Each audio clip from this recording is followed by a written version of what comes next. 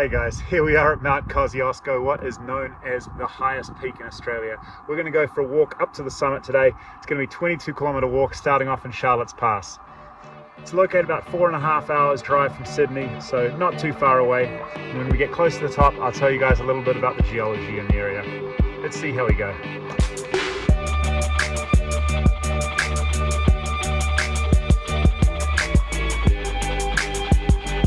So this here is the Snowy River, and it continues 500 kilometers from here all the way out to the ocean.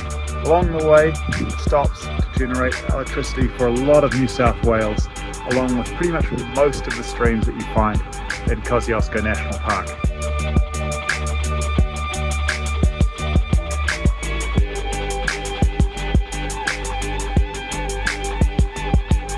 Interestingly enough, Mount Kosciusko is not actually the highest peak in Australia. There's actually an island which is Australian territory, which is very, very far south of Australia, called Heard Island. And on that island, there is a mountain that comes in at 2,748 meters.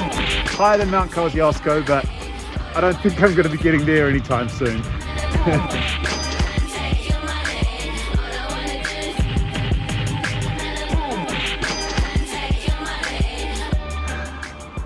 Okay, we're almost to the top.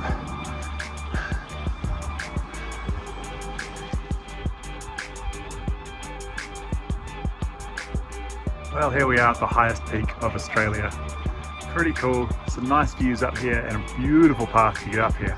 Mostly paved the whole way, so very accessible for most people that want to get up here. There's even a chairlift that'll take you some of the way up if you want.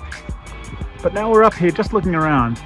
You gotta wonder, it's not really what you'd expect from a highest peak of Australia. Let's have a look at the geology and see if we can get some clues as to why it looks the way that it does.